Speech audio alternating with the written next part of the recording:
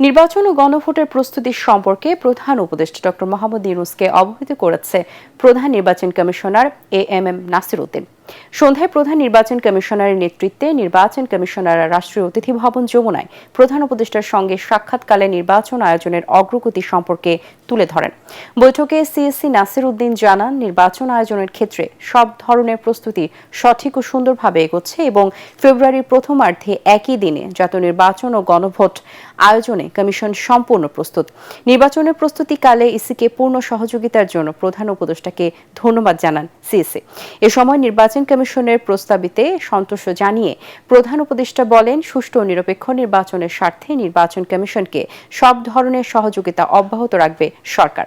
প্রধান উপদেষ্টা বলেন, জাতিকে একটি সুন্দর নির্বাচন দিতে অন্তর্বর্তীকালীন সরকার প্রতিশ্রুতিবদ্ধ।